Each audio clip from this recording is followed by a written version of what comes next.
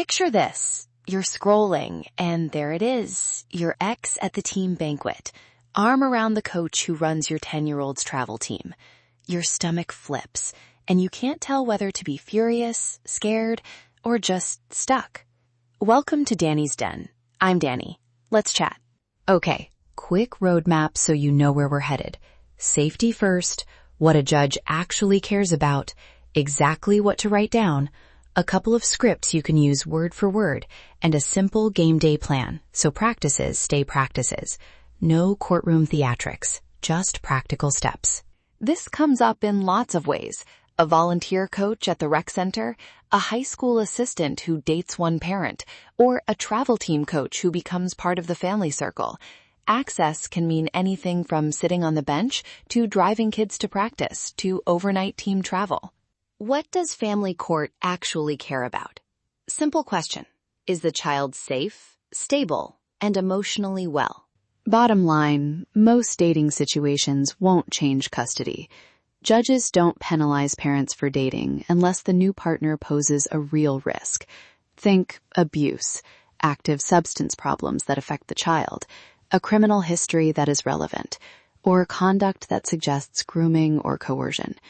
If none of that is present, focus on routines rather than lawsuits.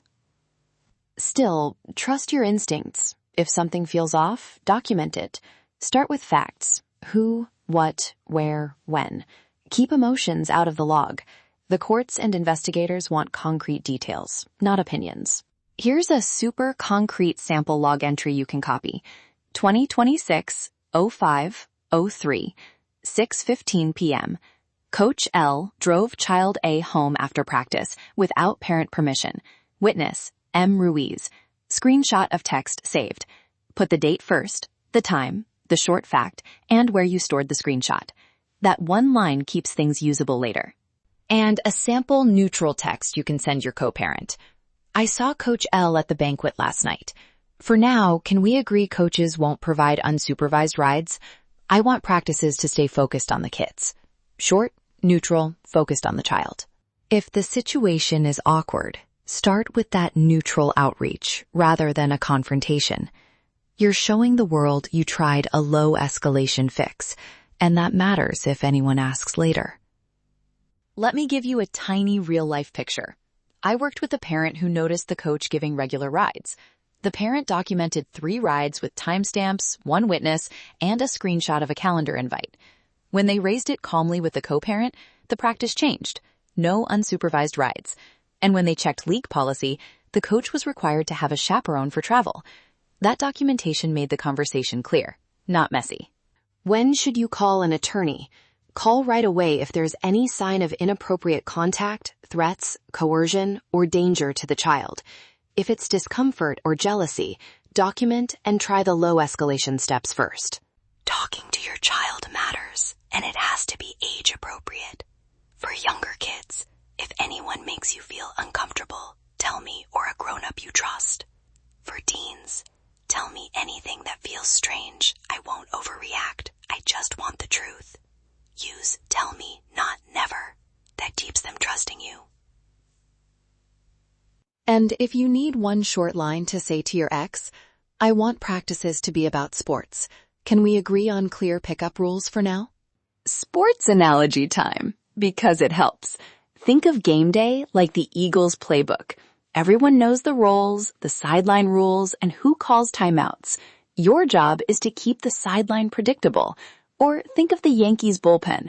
You don't mix pitchers without coordination. Limit overnight stays or team travel unless there's written permission and transparency.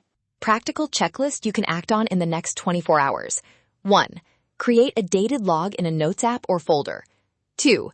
Screenshot and save any posts or messages that show patterns. 3. Check the league and school policies about volunteers and travel. 4. Propose neutral safety steps to your co-parent.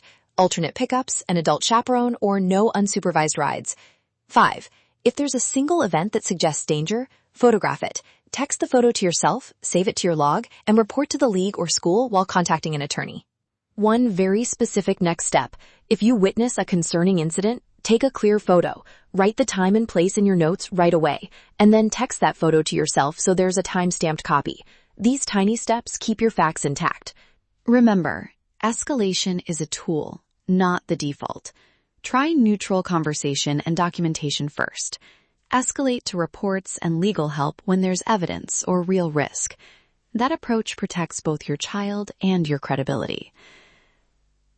Quick recap. Trust your instincts but collect facts. Use short, neutral language with your co-parent. Keep kids supported with age-appropriate talk. And make game days predictable so kids stay focused on playing, not on adult drama. Before we go, the throwback pick to help you breathe after a tense weekend. Mary J. Blige, Real Love. It's my go-to for grounding after drama. If this episode gave you one usable step, subscribe to Danni's Den so you get more practical family law tools in your feed. If you want case-specific guidance, send me a direct message or use the contact link in the show notes to book a free 30-minute consultation. Thanks for spending these minutes with me. Let's keep game days about the game and bring a little extra calm to the sidelines. Let's chat.